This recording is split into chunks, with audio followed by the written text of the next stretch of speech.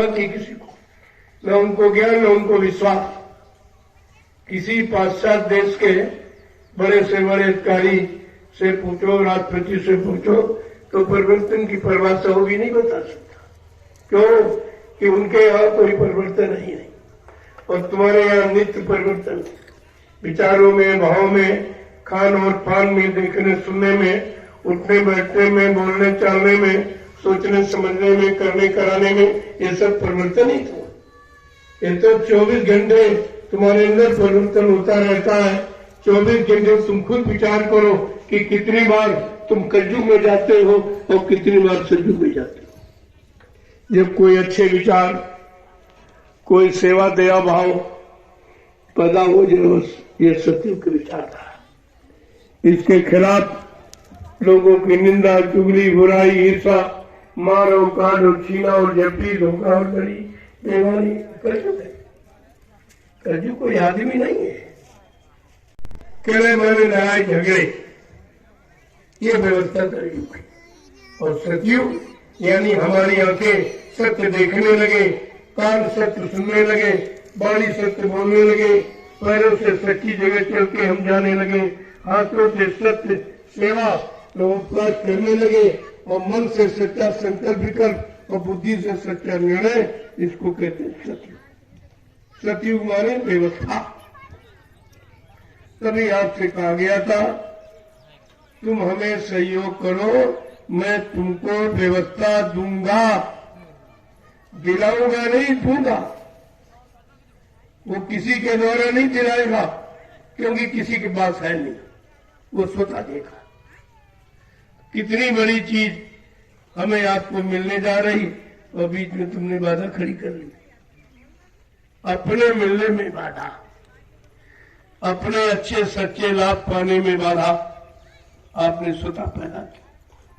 और संदेह निरंतर होगा, कभी संदेह बंद नहीं होता। और संदेश है उस सत्य देश जाने का, यहाँ का नहीं, उस सत्य देश का। तो इसीलिए इस संदेश में अंतर है।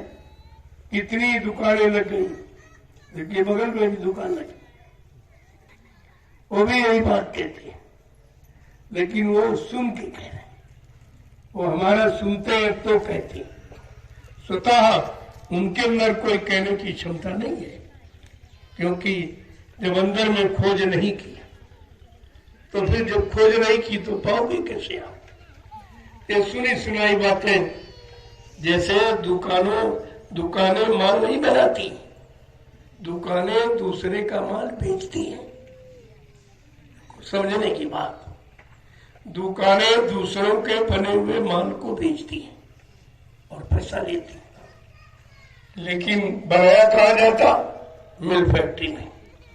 ऐसे संदेश कहाँ से प्रसारित होते हैं? संत दरबार से। और दुकानें उस संदेश को बेचती हैं, उसके बदले पैसा लेती। कहीं आप चले जाओ, बगैर पैसों कोई बात नहीं करेगा, सेवा दो सेवा दो सेवा दो, ये पहले कहेगा। ये नहीं कहेगा ये लो ये लो ये लो, काम बना लो, ये लाभ ले लो, ये लाभ, कोई नहीं करेगा, कोई नहीं करेगा। ये बगैर में बैठा हुआ, चले जाओ, पता चलेगा आपको कि देने वाला है कोई वहां। अरे तो कुछ है ही नहीं तो बोले क्या? दूसरे का माल बेचने वाला कभी तुमको मुफ्त में नहीं देगा, जब उसको कमीशन कैसे मिलेगा? जब उसका माल बेचेगा तब उसको कमीशन मिलता है। ये तो भंडार है। दरबार में सच्चे सदगुरु के दुख दर्द मिटाए जाते हैं, दुनिया के सताए लोग जहां सीने से लगाए जाते हैं। ये तो ऐसा दरबार है। तो दरबार और दुकान में अंतर, आज तक तुम दरबार दुकान का अंतर नहीं सोच पाए कि दुकान पर बगैर पैसे का सामान नहीं मिलता और दरबार में लुटाया जाता है। तो सब काम तुम्हारे सामने आके खड़ा। कोई यज्ञ, चौथा यज्ञ कर रहा, उसको ये नहीं मालूम चौथा कि कौन सा, कहा के लिए इशारा किया गया था कि 3 यज्ञ मैंने किए, उनमें देवताओं ने प्रस्ताव पास कर दिए हैं और एक एक देवता ने 1000 प्रस्ताव पास करके दिए हैं सच्ची सुख शांति के। और इस बात में तो मालूम ही नहीं कुछ, मैं कुछ नहीं मालूम। इसलिए आज ये परिवर्तन करके देखो, मंदिरों में मूर्तियां और ऊपर कलश सब सोना, और स्त्रियों के पास कितना सोना, राजाओं के मुकुट में सोना कहां चला गया? पूछा गया क्या खाक बना के सोना खेतों में फेंक दिया गया, या किसी मशीन का कल पुर्जा सोने का बनाया गया, आखिरकार सोना गया कहां? ये सब बताना पड़ेगा। ये किंवदंती हम नहीं कह रहे, ये आगे आने वाले ये समय की मांग होगी और तुम्हें ये सब बताना पड़ेगा।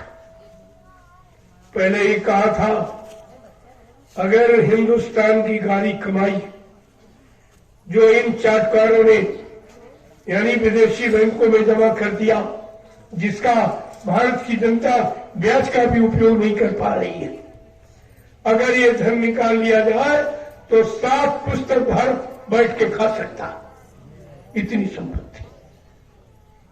फिर कहा गया चलो अमेरिका, रूस, जर्मन, जापान, स्विट्जरलैंड की बात छोड़ दो, मैं केवल नेपाल की बात कहता हूं। अगर नेपाल देश में इन भारत के जिम्मेदारों ने जो मतलब यानी अपना धन जमा कर दिया, अगर वो सब निकाल लिया जाए तो देश की गरीबी खत्म हो जाएगी, देश की गरीबी समाप्त हो जाएगी। इसलिए नेपाल को पाला जा रहा है और भारत देश को रुलाया जा रहा है। ये सामान के लिए तरस रहे, वो मुंह जुड़ा रहे, यही नीति इनकी, इनके पास यही नीति है और कोई किसी तरह की नीति इनके पास नहीं है। तो आगे महापुरुषों ने इशारा करके समय की जानकारी के लिए क्या कहा कि दया धर्म मानव धर्म